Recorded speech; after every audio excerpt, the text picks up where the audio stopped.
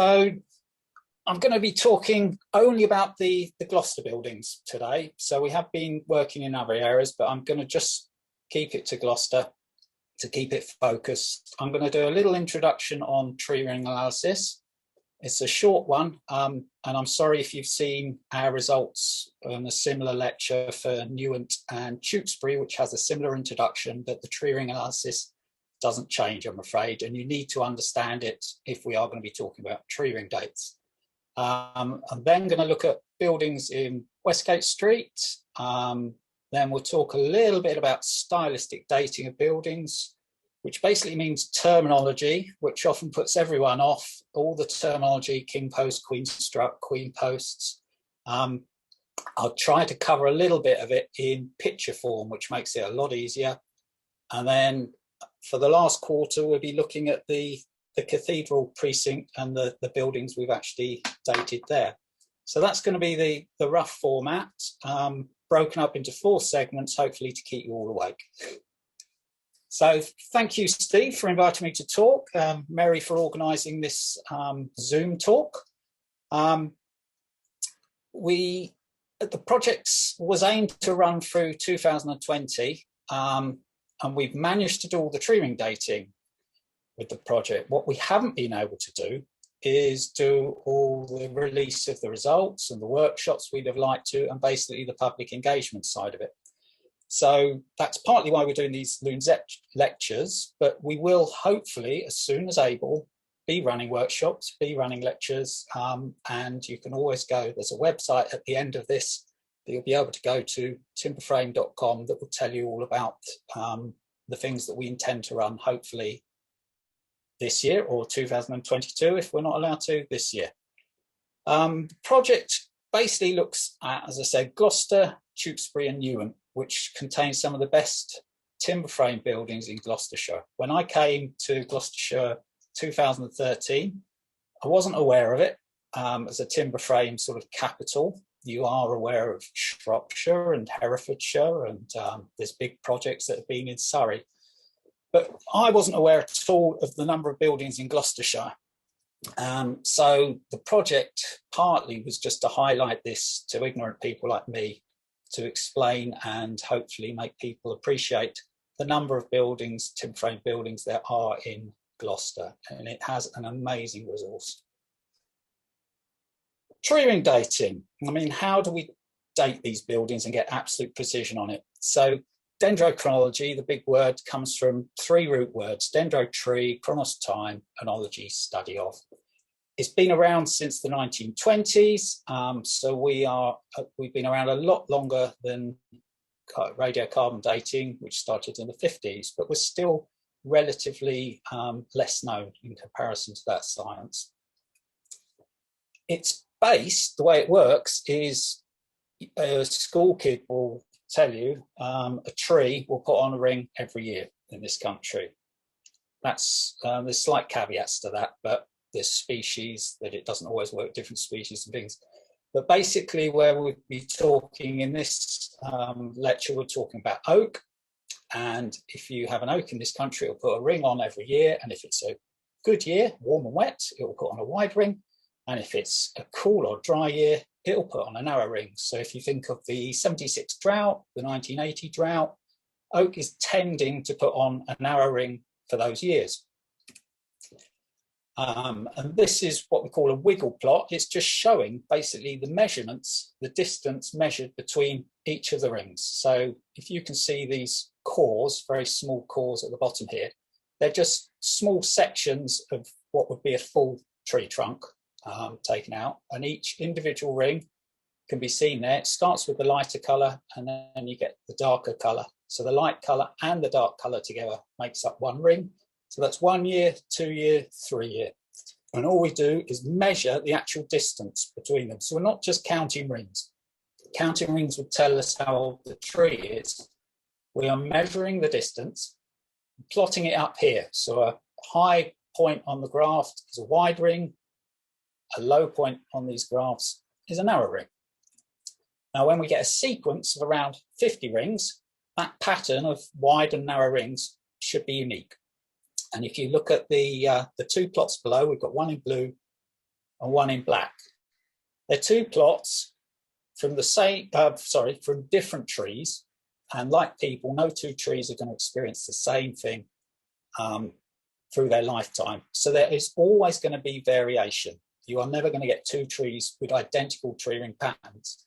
But hopefully, if you look at those plots there, you'll be able to see that quite a lot of the peaks and the troughs line up as we go along that sequence. Now, there's lots of statistical values you can throw out to say that that's a match, but hopefully your eye is better than that and sharper than that and can pick out the alignment of peaks and troughs. And that's how we date the trees or the sequence of rings.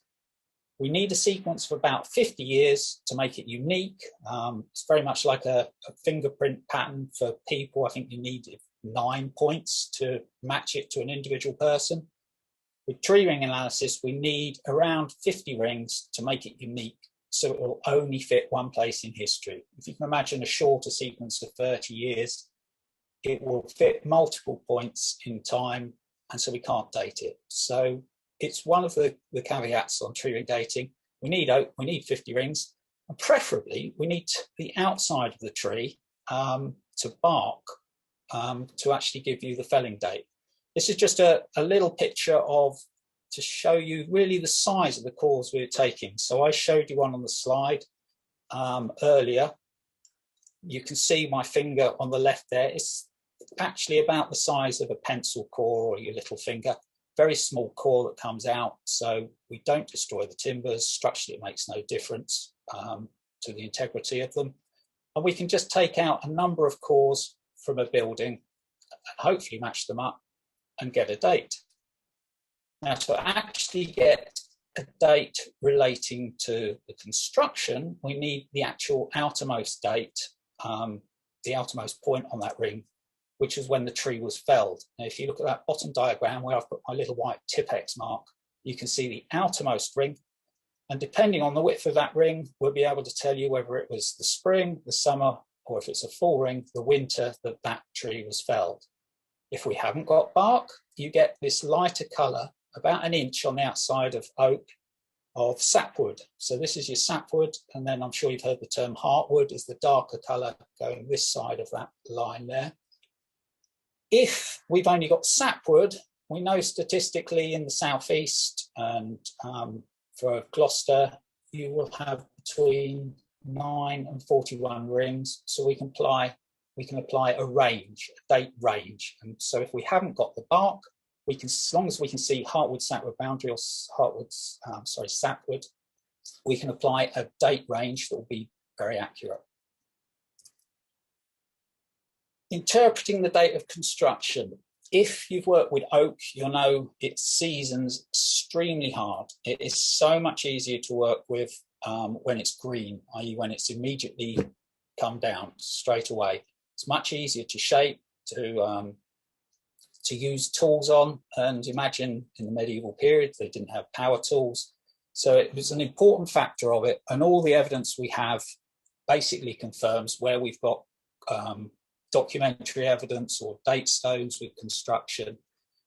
The date of felling, the date of construction will normally be within a year or a couple of years of the date of felling. So if we've got a felling date saying spring 1666, we will probably interpret the following year 1667 as the year of construction.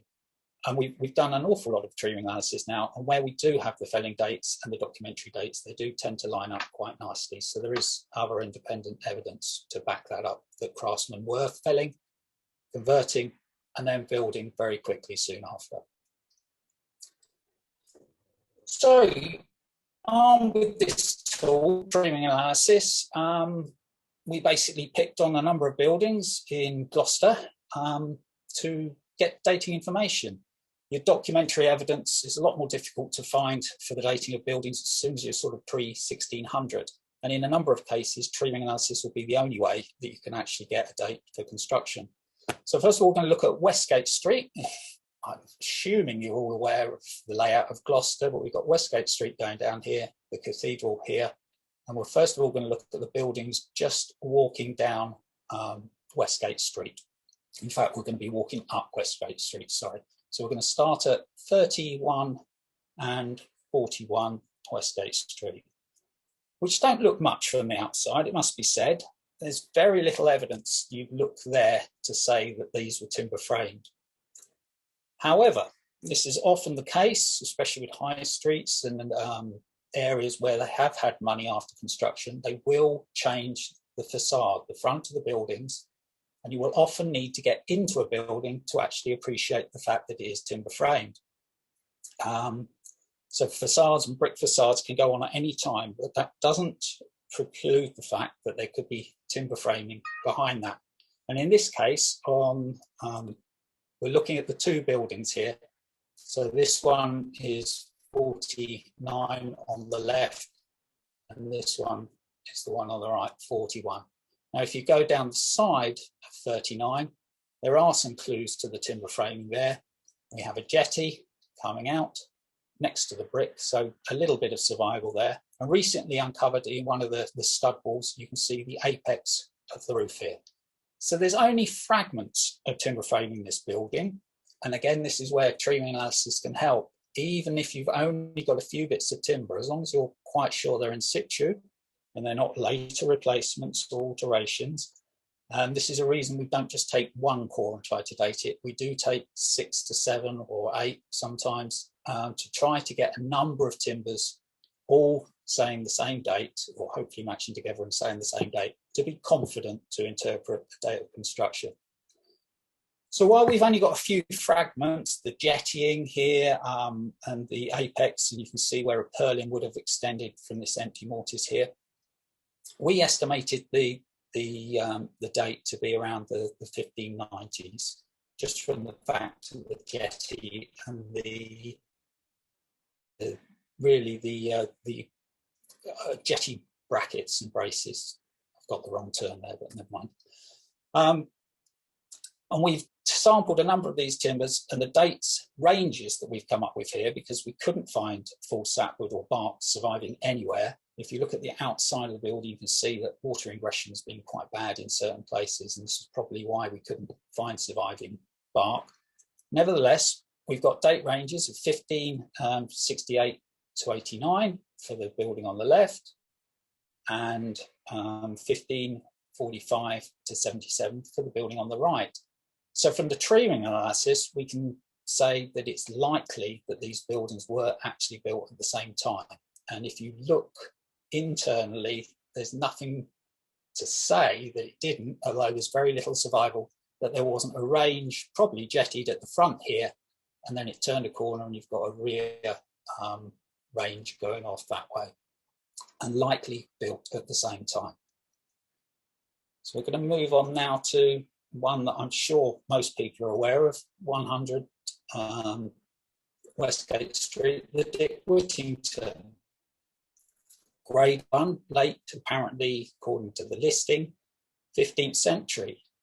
Now, it's probably worthwhile saying at this point, a lot of people go on the listings as the gospel truth on the dating. You've got to remember, though, that a lot of the listing officers did their dating approximations from the outside of a building and wouldn't necessarily have gone into it. It will often say, actually, if you read your listing, whether they got a chance to go in or not.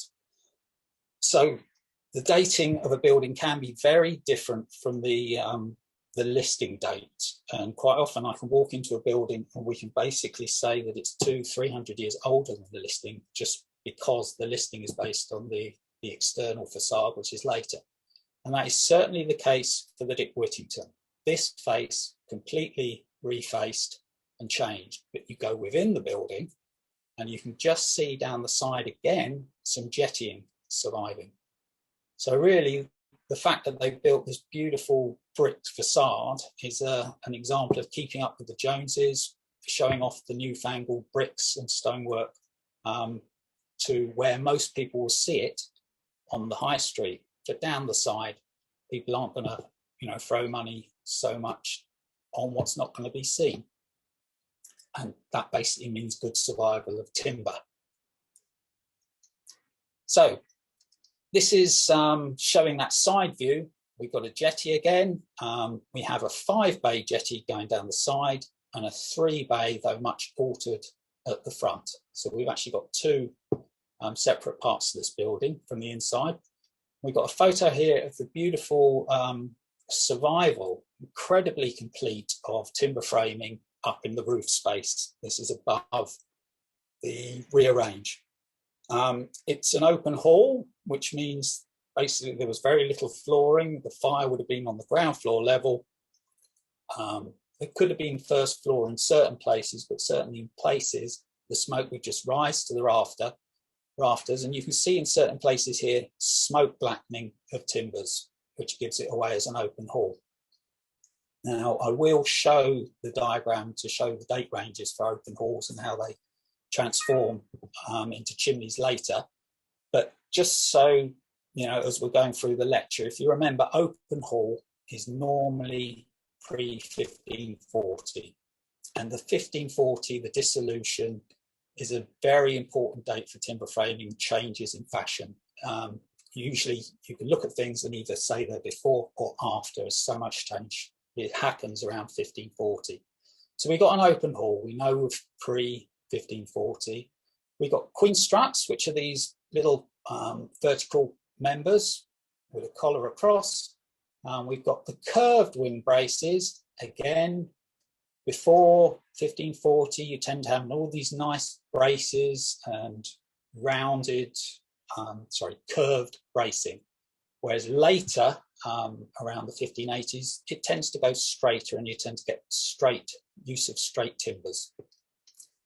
Now, we estimated the date of this one around the 1500s. You can see some nice close studding. There's only one section of this actually showing, which I think is about here on the outside, but probably underneath all this render is beautiful timber framing surviving. Dick Whittington, we got front range precisely dated from the surviving timbers to 1482. So they built the front first, which makes sense if you think about it, because that's probably your front end where you're going to make money and, you know, you sell your wares or whatever the use was. Perhaps it was a merchant's building. And then as you get money from that, you can finance the rear range, which was built approximately 6 years later.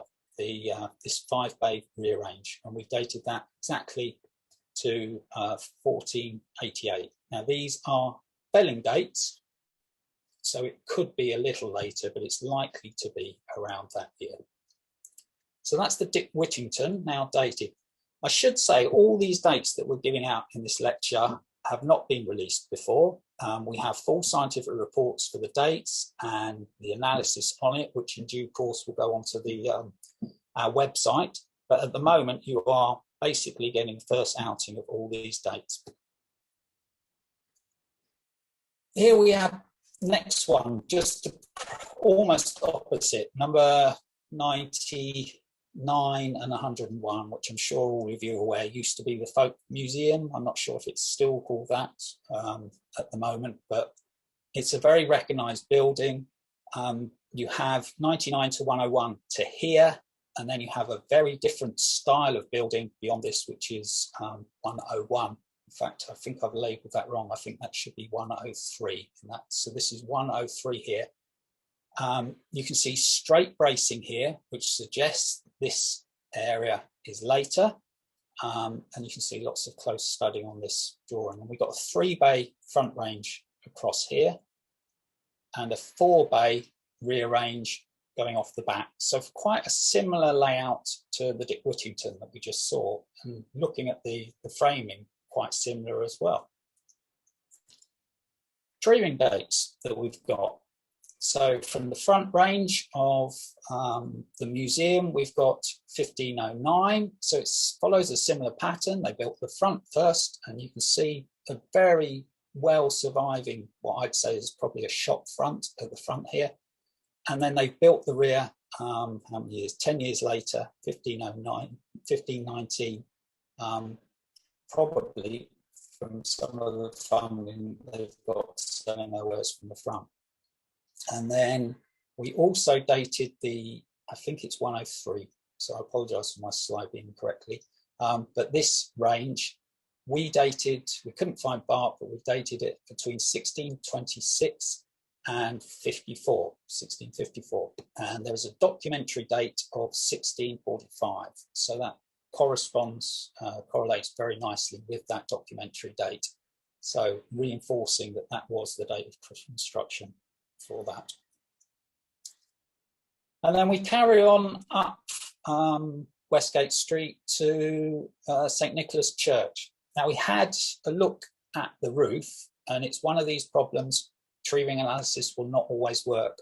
We took some samples, and most of the timbers used were, the trees were felled when they were about 50 years of age. So when you consider that, 30, 40 years of that is going to be sapwood and might just perish and disappear, you're left with very short ring sequences. And this is the problem we had from sampling the 7-cant roof, so-called because you've got the 7 spacing arrangement around it. We haven't been able to date it yet, though we've got a hint of a date, and we're going to put some more analysis into it, and hopefully we will get a date for the actual roof in the future. But what we have already dated is one of these, inside the tower here, a beautiful timber frame structure, which I'm not an expert on church construction at all, but I think is the bell support frame or the bell floor support frame. So the bell's chamber is above there, and it seems to be a huge, it's not quite a cruck structure, a cruck being completely different to the normal box frame construction where the timbers meet as an apex at the top, run from the bottom to the top, or it could even be a base cruck. We need to do further analysis on this. As I said, we haven't been able to do a lot of the aspects of the project we'd like to, like the documentary research, and get groups of experts in to look at these for obvious reasons. But this is the chamber that we found within the tower, and we've got a tree ring date for this bell floor support frame of 1425. So we're getting really early dates from the whole of Westgate Street, though much of the timber framing is hidden now.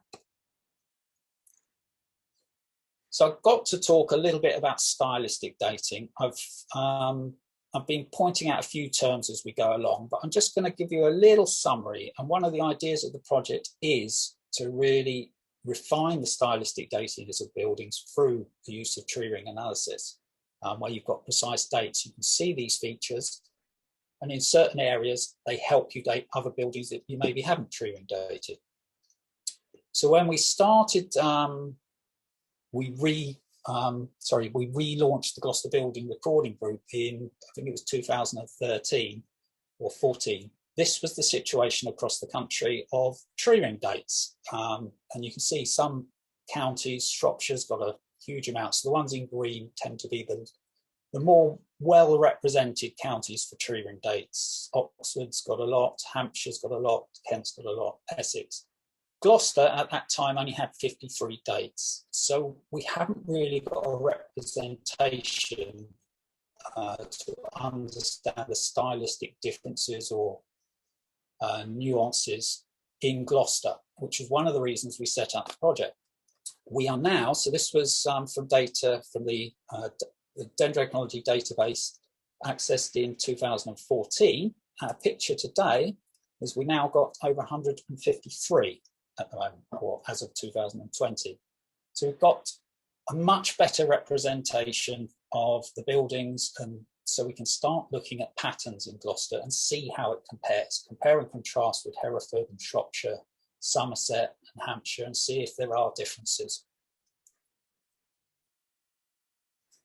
So we've got across the country around 4,000 tree ring dates now, and here's this divide between the medieval and the post-medieval. I argue over whether the medieval should extend to, I think it was the death of Victoria, 1901, but this is what English heritage dictate to us. And medieval is 1066 to 1540.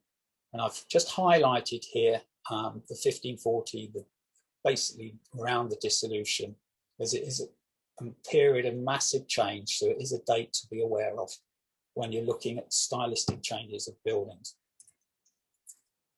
So I talked briefly about open halls where the fire is on the ground. You tend not to have a floor, though you can have a solar chamber either side sometimes. And the smoke will basically go up to the rafters.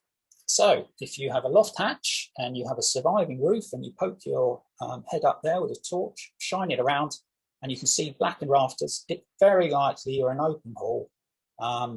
So basically in a timber frame building before 1550. If you have just a small area of your roof blackened, it's more than likely that you are a smoke bay, basically where they experiment with this newfangled device called smoke control and try to stop the whole building being smothered in smoke. Though people don't change, there were actually arguments and strong opposition to the introduction of chimneys, due to the fact that how are you going to control your bugs and pests in a building if you haven't got smoke to sort of smother it? So things don't actually change. People don't like change, even back then. And later we've got with bricks becoming more affordable and more mass produced and used a lot more. From around the 1580s, chimneys become a lot more popular. So you've got the bar diagrams there at the top, or bar chart, showing the range for open hall, though it will extend further that way. Smoke bays tend to come in between 1550 and 1600, and then your chimneys tend to be used thereafter. So that's how these work. These are basically date ranges. Roof features is another aspect that you can look at. And I particularly want you to keep an eye out for fan trusses, because this is something we've come across in quite a few buildings in Gloucester, and they seem to have quite a tight, narrow date range. So I put it here between sort of 1480 and earlier, 1400 being here. And we've got a number of buildings dated that we're going to highlight there, and they seem to run almost in parallel with the crown struts, which is just a single vertical one, whereas the fan truss is this single crown strut with supporting braces either side. And then you tend to get later styles change into the queen strut and then the raking string queen strut. And again, these represent the date ranges for these features. And I was saying about curved wing braces tending to go to straight wing braces. And please remember, this is an average, and there will always be exceptions to these date ranges. And you shouldn't just be looking at one feature, you should be looking at a whole selection of features. But they tend to, curved wing braces tend to change to straight wing braces around, say, 1580 from our evidence so far. And I've just noted there that College Green, which is one that we're going to be discussing in a minute, contains both crown struts and fan trusses. Wall framing.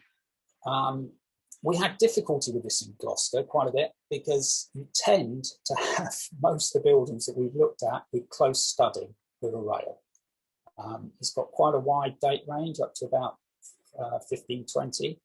So for narrowing down the date of buildings, it's not particularly useful. It just shows that they're early, and you do get fashions repeating themselves. So close walls and rail can be repeated later. More useful often is large panelling, and you'll often find this down the side passages that we've been talking about, sort of buildings. So your front faces, the ones that people are going to see, will show off your wealth of timber. It's like parking your Porsche outside. You show off in timber, you show off your wealth, you show off your status. So you're likely to have close studding at the front of your building, but when people aren't going to see it down the side, you may well have large panels used or internally. And these tend to be used up until around 1560, 1570, and then you tend to get use of shorter timbers and smaller panels, small square panels. When I say small, around a metre or less. And then you have this wonderful flowering of Elizabethan decorative panelling. It's quite a short period between 1580 and 1620 in many areas. From the work we've been doing in Shropshire, though, it does tend to extend a little later in Shropshire. And we don't know yet how it extends in Gloucester, because we haven't found enough buildings. We found one in Newham with this decorative panelling, and it fitted beautifully around 1580. So where you can see decorative panelling is quite often a useful ability. And yes, there is a beautiful example at Robert Bates in Gloucester, but we couldn't get permission to get into it. So this is just a summary of stylistic dating features that you can use. OpenHall, remember all of these features are approximate date ranges. So we were looking in Westgate Street at the Folk Museum and the Dick Whittington, which are quite close together. And I've just highlighted in red here many of these features in red that they had, which just hopefully reinforces in your mind that this as a method for dating buildings through stylistic features, i.e. looking for curved wind braces, looking for close studding, looking for large panels, where you see it all, you could narrow down the date stylistically dating to maybe the 1500s. It's never going to be as precise as tree ring dating or documentary evidence, but it's useful in helping to narrow down date ranges for it. So that's what we mean by stylistic dating. So let's go on now and look at some other buildings. We're going to go to the Cathedral Precinct buildings. So here's Westgate Street again, and we're looking at all the buildings in this square area here. And we're going to be looking at them in, there's a bit of a hodgepodge that's scattered around, but we're going to look at them from the latest to the earliest. So it basically, hopefully, keeps you awake and will make you string along to the end of the lecture to get the earliest dated building in the precinct district. So I'm going to start with Little Cloisters, which is a beautiful building. It's built on a much older building beneath. So please just look at the first floor timbers there. Here's our close studding with a rail on it again. You can't see the features inside, but it's 4.5 bay. You can see on the outside the close studding with a rail, the fact that it's jettied here. Inside, we've got the queen struts and the straight wind braces, which is the earliest example of straight wind braces we've found so far. And this is just a picture of some of the features inside the building. So when you get up into the roof, beautiful survival. Roofs tend to be left alone. It's usually only the service people that get up there. You tend not to have changes in fashion, so they tend not to get painted. So often the roofs are really where you will find the most beautiful timbers and excellent survival anywhere. Again, just reinforcing, always poke your head up your loft space and have a look in your roof. Here's these straight wind braces, which, as I say, are the earliest example that we've seen with the tree ring dates, which you're going to see in a minute. So that threw us off a bit. And if we go to the dating here, tree ring dated this first floor area and the roof structure you've just seen to 1508. And this just, again, emphasises stylistic dating. So we've got Little Cloisters, 1508, which is around here on our timeline. And while we couldn't see any smoke blackened timbers inside, there is a small half bay at one end and not very good survival on it, but there's a possibility that it could be an early smoke bay. So we're not sure on how it was heated at the moment, which is why I've question marked it there. We've got a relatively early use of queen struts. We haven't got the curved braces, so that shouldn't be highlighted. I'm sorry about that. It is straight wind braces in this one, but that is what put us off with the dating, because we were expecting curved wind braces to be earlier, and straight would normally put us around 1600.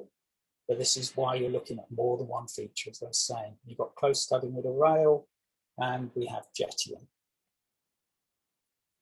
So now we're moving on to 16 College Green, which is the Parliament Rooms, which if you can get in and have a look, is a splendid building. But even if it's not open, you can always walk round to the back of, from the back of the main cathedral, you can see where the cathedral is there actually.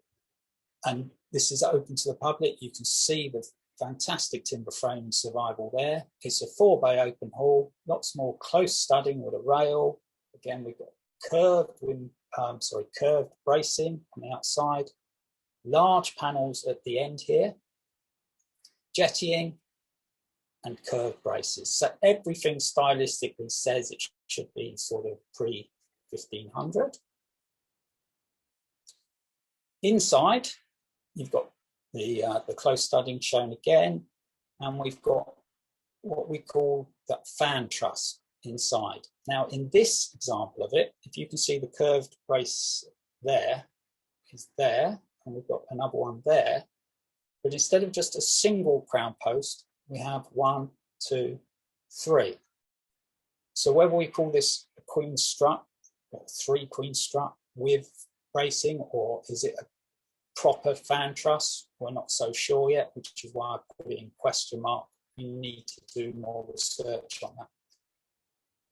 But the other features, all early, curved wind braces, curved bracing, as I said. And we get a tree ring date for the Parliament rooms at 1492. And we're getting earlier and earlier, remember, as we go along with the cloister. So again, just showing the summary of the dating features for this building, which is down the bottom here with the star, 1492, which lines up there. We know it's an open hall. We've got a probable fan truss, though it's a bit late for a fan truss, or possibly a queen strut. So is it a transitional truss feature where they were changing over? A possibility. We've got curved wind braces that fit. We've got close studding that fits, down braces, curved, large paneling, and jetting. So it all fits with the features that we're stylistically saying should apply to it. We also actually managed to get into Gloucester Cathedral. There's not a huge amount of timbers surviving, I've got to say, in the roofs of Gloucester Cathedral. We only found decent timbers in one. When I say decent timbers, I mean timbers that are suitable for tree analysis, i.e. oak, 50 rings, and preferably bark for precision. So the Lady Chapel at the end was the only roof that appeared suitable. So we took some samples from it. There's obviously no framing here with the beautiful stonework, so stylistic dating is more difficult. You've only got the roof feature to look at. So what you need is tree ring analysis to help with your dating. Remember, any building needs a roof. So if you've got timbers in the roof, it doesn't matter whether it's stone. If there's timbers in the roof, you can date it. Here's the roof structure that you can see. It's a crown strut roof. There's a tiny little crown strut. If you are a building archaeologist, you will note that there's a straight brace there and some iron straps, but these are later, so please ignore them. But the original timber is the crown strut and the tie beams and the principal rafters. So these were the ones that we sampled. And again, this is why we don't just date one timber, because later timbers can always go in repairs or alterations. So we've got to be careful only to go for primary timbers, the original timbers. So with the Lady Chapel roof, we've got decent samples and we've got an exact tree ring date of 1477 for the Lady Chapel roof. We're now moving to 14 College Green, and I'm sure you're all familiar now with this close studding with a rail, and I hope from now on, whenever you go out and walk around Gloucester, if you see that, you know what the term is and roughly what the date could be. So this building, again, we probably got an earlier ground floor, so we're really just looking at the first floor timbers. And inside 14 College Green, we have a lovely fan truss. As you can see here, we can't see it in the picture, but what we also have is curved wind braces, but with this nice scalloping effect, which is what we call cusping. It's pure ornamentation, pure decoration, showing high status again. So you can hopefully just see the cusping on these beautiful curved wind braces, a double level of them, so one down below as well. Now we've got fan truss as a question mark here because due to a door, we couldn't actually see whether there was evidence for this centre king strut or not. It's likely it was. We could only see surviving the raking struts. So this is another one of more work in progress, needs to be done to confirm whether it is a fan truss or not. But it looks to be an early one. We've got the curve bracing features early and close studding with rail. So lots of early features, but how early? 1463, we've dated this building to, and it isn't just one timber with any of these buildings, dates that we're giving out at the moment. They are a number, so we're quite confident that this is the actual date for construction for that whole range.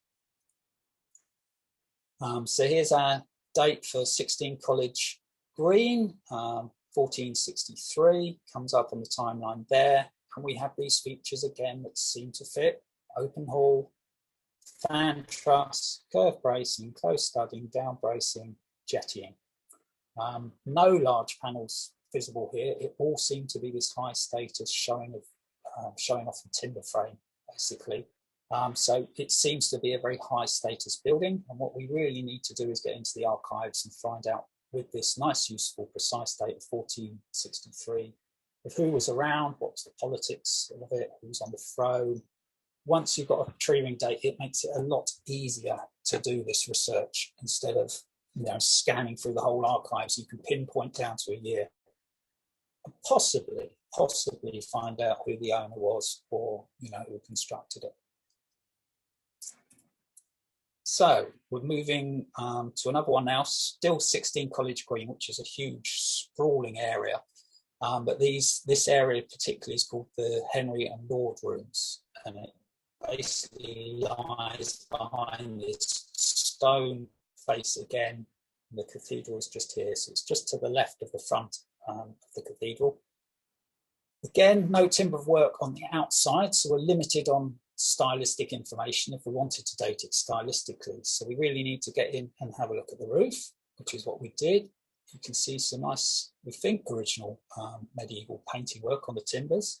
A very short king post there, and a very flat, low angle roof, supported by these short wall posts resting on corbels, which is the stone jutting bit down here. Very little to stylistically help date it though. So again, tree ring analysis required, always help. And we couldn't find bark surviving on this, but we've got a nice early date range of 1449 to 69 for the roof of the Henry and Lord Rooms, which with very little evidence, I think you could apply certainly to the rest of the building. 7 College Green. Now this is certainly one of those ones where you can look at the front and you've no idea what is actually behind it. From this, though it is a later copy, decorative panelling here, you might think 1580, something like that, but it is much later. The timbers aren't less scantling, they're smaller timbers, and this is a much later facade.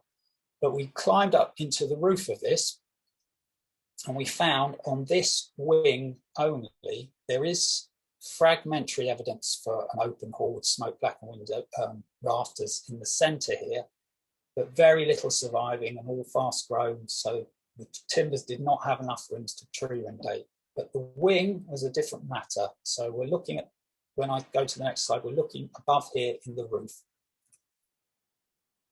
And here we've got very good survival, smoke blackened timbers. We have another fan truss, and uniquely, as far as I'm aware, in Oxford, Gloucestershire even, we have a crown strut and a fan truss roof structure together, which shows that they were being used at the same time, which is a useful, very useful find for us in the project for understanding whether these were, different dates, features, or whether they could be used at the same time. The fact that they're both in this building was exciting.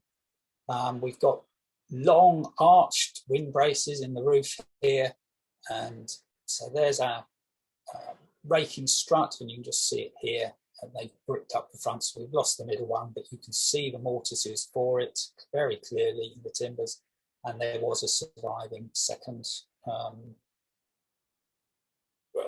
brace strut, sorry, on that side. So in the roof, lots of timbers, and we've got an exciting early date, 1396, which is the earliest use of this fan truss feature that we found, which may explain why it's being used with a King strut.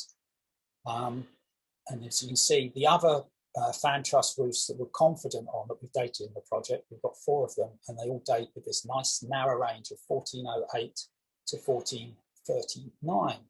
So we have to extend the range now slightly to 1396, but that still gives us a nice tight range of dates when we see this feature, a fan truss.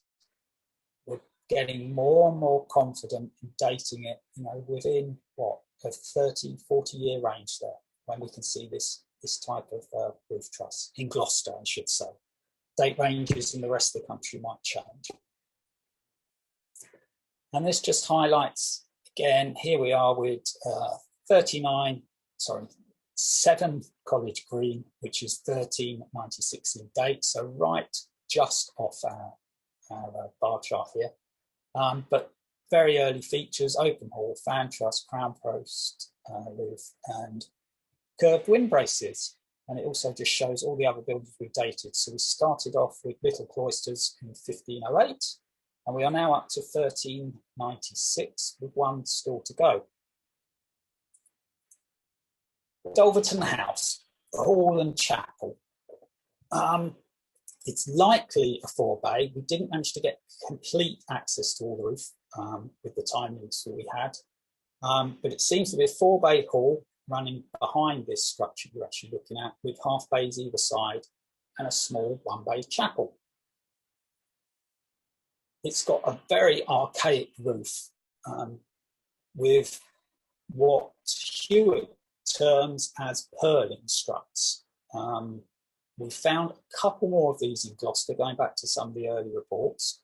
So it does seem to be a very early feature. We've got ash pieces here, which is an early type of roof.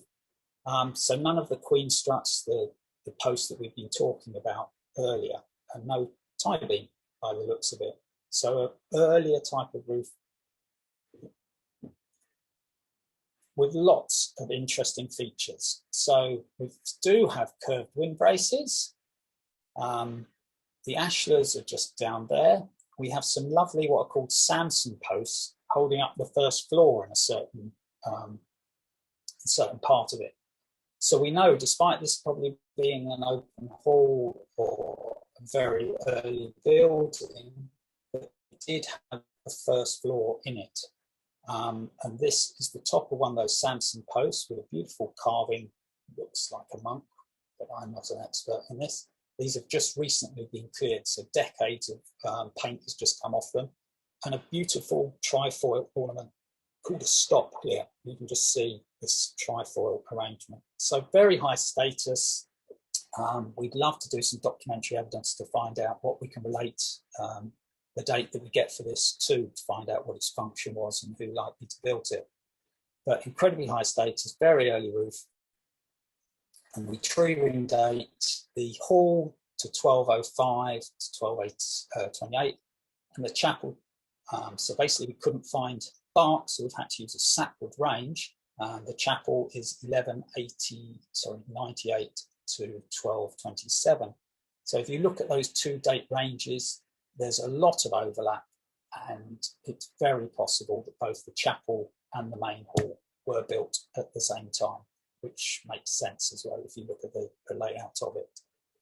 So that's the earliest building we've tree ring dated so far in Gloucester. But these are only the dates that the project has been involved in. So when you look at Gloucester as a whole, you've basically got a trail of 21 tree ring dated buildings here at the moment.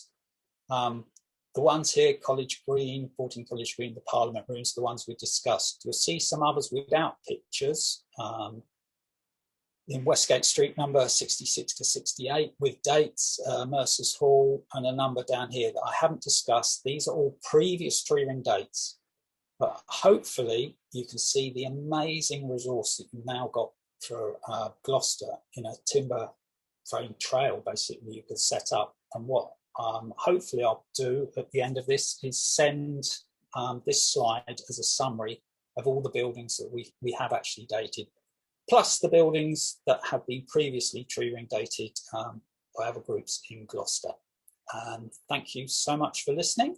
I will just say that's the end of the main lecture, but I'll just say if you do want to get involved, please see the website, timberframed.com, for more details. We aim to put on lectures, workshops, building recording, archive links to people and places. We're also extending somewhat our tree ring analysis because we had such interest after the Tewkesbury Zoom lecture we did, with people actually wanting to tree ring date their buildings. So we negotiated a special discount cost with the laboratory that does it for £400. And I think I only had one of the actual drawings in this slideshow, but I had a lot more for Tewkesbury. Subsidised drawings as well. If you've got a timber frame building, they can actually, or we will do the analysis, look at it, and we can give you a reconstruction drawing, and the cost for that is 150. So thank you very much for listening. Thank you, Steve.